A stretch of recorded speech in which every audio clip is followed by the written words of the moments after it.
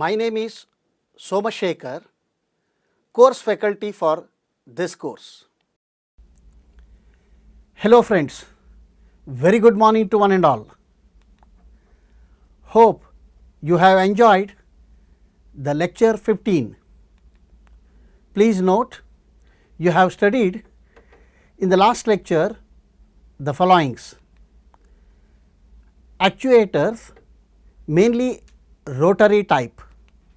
Here we started our lecture with introduction to general actuators, moved on to fluid power actuators and applications, detailed study on hydraulic motors, outstanding characteristics, classifications, governing equations and motor performance.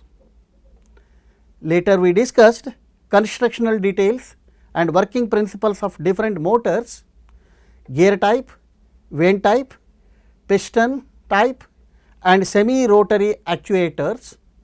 These are also known as limited rotation actuators or oscillatory motors. In today's lecture, we will discuss in detail a linear type of actuators. They are also known as cylinders. This is the organization of presentation. Start with introduction. Linear actuators, mainly single acting cylinders and double acting cylinders. Constructional features, which covers seals, cushions, stroke adjuster, stop tube, piston rod buckling, cylinder mountings, mechanical linkages, cylinder loads, forces, velocity, power, acceleration and deceleration of the cylinders. Performance characteristics, mainly the efficiency characteristics and functions. Construction and application of other special type of cylinders are also covered, mainly the telescopic cylinders, tandem cylinders, diaphragm cylinders, bellows and impact cylinders, etc. Finally, I will conclude this lecture. The actuators which convert the fluid power back into mechanical power is at the other end of the hydraulic system. That is, the input end is a pump and electric motor and output end is actuators. They are real working elements in the fluid power system. The actuator is most commonly a motor or rotary oscillator or a cylinder. Whether to use a motor or a rotary oscillator or a cylinder depends on the kind of motion required, which will work best with applications. Motors are called rotary actuators because they produce a rotational motion or deliver a continuous rotary motion. Rotary oscillators on the other hand produce a back and forth rotation through a limited arc, usually less than 1 revolution. Friends, motors and oscillators are covered in detail in the last lecture 15. Now we will discuss mainly the cylinders. Cylinders are probably used more often than any other actuators. Cylinders are also called linear actuators because they produce a straight line motion or deliver a linear push motion or a pull motion. Although they can produce a straight line motion, this can be converted to limited rotary motion by levers, racks and pinions or other means. Referring to this figure, we have seen different forms of power in the hydraulic system and pneumatic system also. Here you will see the first one I have drawn the prime mover, the next circle represents the pump or compressor, next one is an actuator which is used to drive the loads. The prime mover, basically the electric motor or a IC engine, provides the mechanical input power to the pump or a compressor. The pump or a compressor converts the mechanical input power to hydraulic horsepower. The actuator then converts the hydraulic horsepower back into the mechanical horsepower output and transfer it to the load.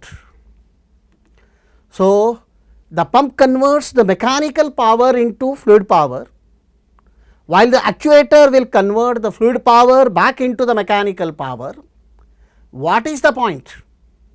You may think now, correct?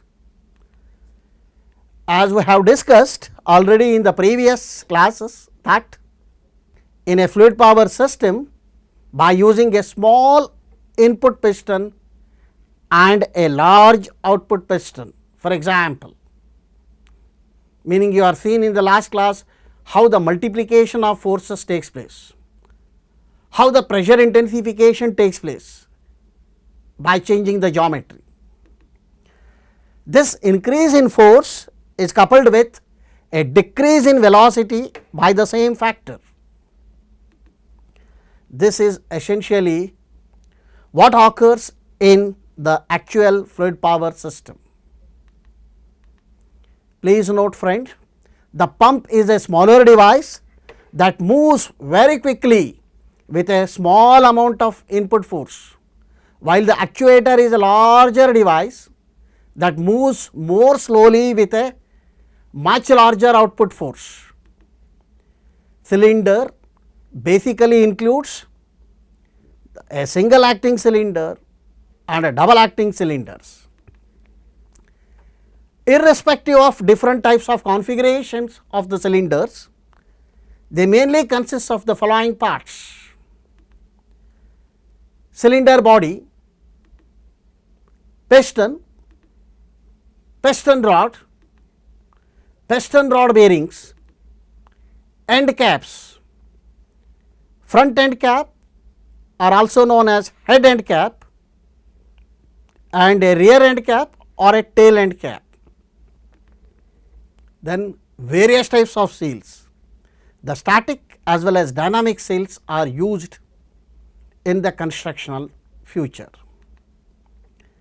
Ports are there C1 and C2 for fluid entry and exit. In some books you will get A and B. The figure shows the exploded view of the simple cylinder parts. These are the main parts as I have shown you in the previous slide. You will see here front end cover which carries the inlet outlet port, and cylindrical tube also known as a barrel. This is a piston with piston rings, this is a piston rods. Then rod end cover, again it carries the inlet outlet ports, the tie rods for tight connection of these parts. You will see here friends, end cover carries the port. Here you will see the diameter of the port openings. Here it is a barrel, this is a bore diameter D, what I have shown you here. Here the piston rings, piston rod, again the piston rod is having the diameter. piston diameter and piston rod diameters are very important during the calculation of the effective areas over which the pressure is acting. Here you will see the hollow cylinder, as I have told you, inlet outlet port, cylinder tube or a barrel, it is a piston rod which carries the load. Here the sectional views I have shown you here, the inlet outlet port, it is a piston seals are there here, then it is a piston rod. Also there are various types of seals are there, we will discuss in today's class. I will give you the details of each part. A cylindrical tube or a barrel, seamless drawn tube made of steel or a stainless steel or a aluminum or a brass. A piston made of cast iron or a steel. A bearing surface such as a bronze is deposited onto the piston surface, then honed to a fine finish similar to that of the barrel, because piston is moving inside the barrel. Inside barrel and outside the piston they are the honed surface. The piston rod made of heat treated chromium alloy steel is generally used for strength and to reduce effects of corrosion. End caps, front cover and rear covers are generally the cast from iron or aluminum and incorporated threaded entries for approach. Please note, the end caps have to withstand shock loads at extreme of piston travel. These loads arise not only from the fluid pressure, but also from kinetic energy of the moving parts of the cylinder and a load. Fifth one is the seals, mainly to reduce the leakage. The main types are piston seal, rod seal, end seal, weld end seal and wiper seals and much more. Here you will see friends, this is a barrel, this is the end covers, end caps it is, base cap and a bearing cap here.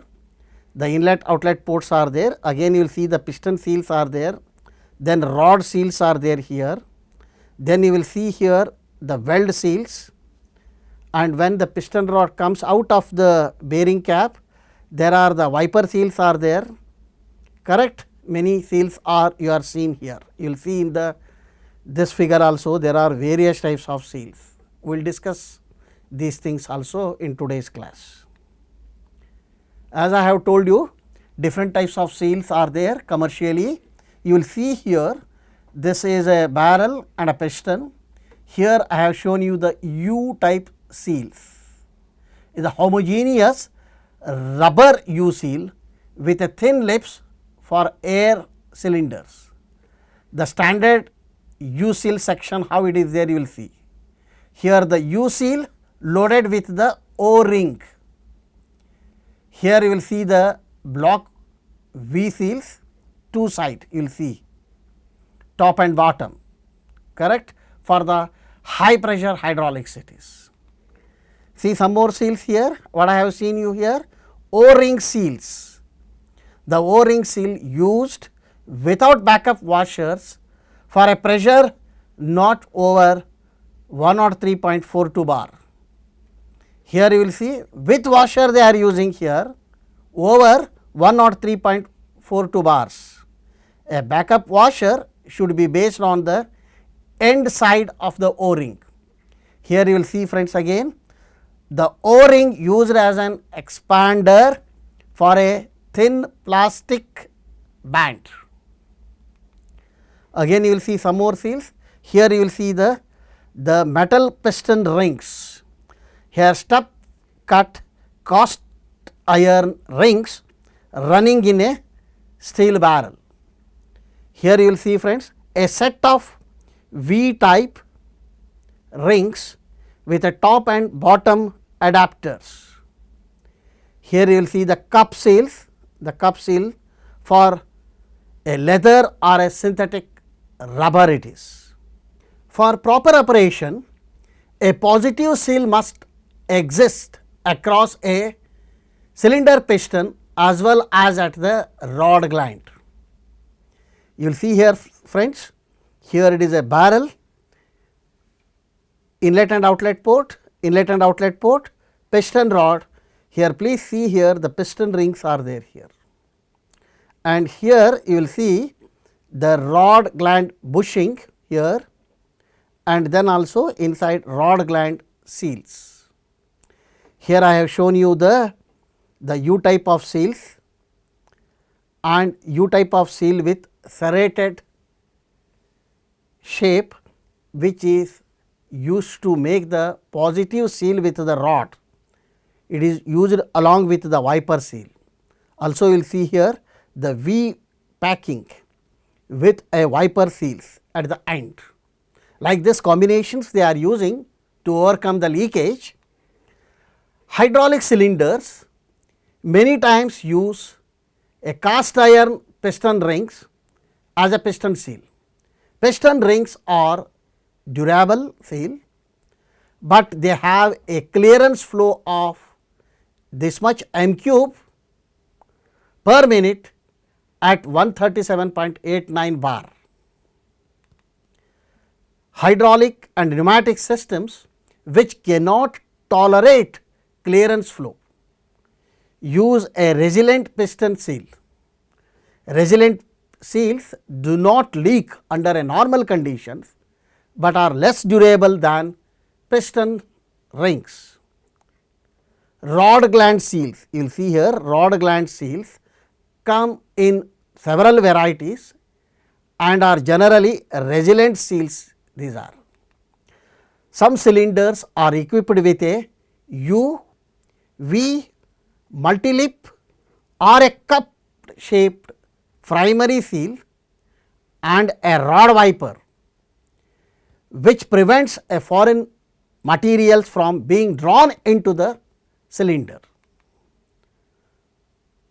One popular type of rod gland seal has a primary seal with a serrated edges. You will see here, please closely will observe, these are the serrated edges along its inside surface. The edge contact the cylinder rod continuously to give the positive seal.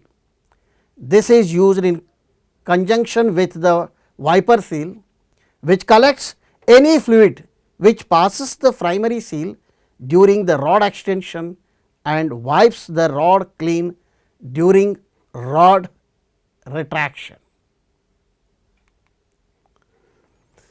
Now, I will show you one more thing, the O-ring extrusion, the how it happens during the piston travel here. Here fluid pressure may extrude the O-ring into the clearance space between the piston and barrel. You will see here this is a barrel surface and this is a piston. Here it is a O-ring, here no fluid pressure. When fluid pressure will come here, what happens? At a high pressure, the clearance may open up due to barrel expansion. When pressure is released, the metal barrel may bite off pieces of the O-ring as it contracts faster than the rubber can retract out of the clearance space. At a pressure over 103.42 bar, leather or a Teflon backup washers expand with the barrel to keep the clearance space closed. That is why they are using the backup washer along with the O-ring, which will prevent the O-ring extrusion.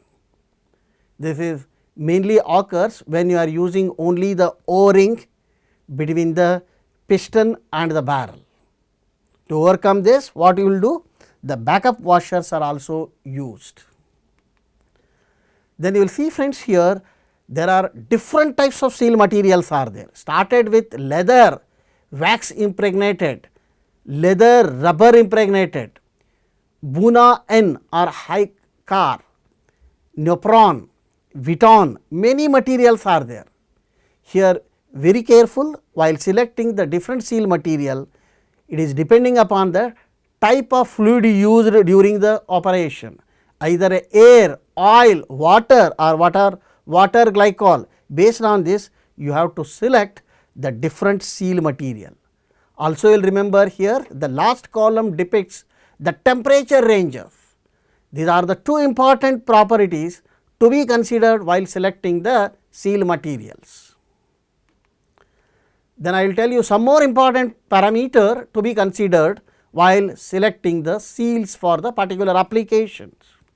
What are those? It includes working pressure and a pressure range, environmental conditions, fluid media, whether you are working with the air or a hydraulic fluids. As I have told you in the previous slide, it depends upon the type of fluid used, and dynamic or a static application, working temperature of the system, functional reliability and a expected life. Apart from these friends, you have to consider the composition, physical and chemical properties of seal materials like a hardness, volume change, tensile strength, coefficient of thermal expansion, permeability, aging, corrosion resistance, tear strength and abrasion resistance are also considered while selecting the seals for the particular applications.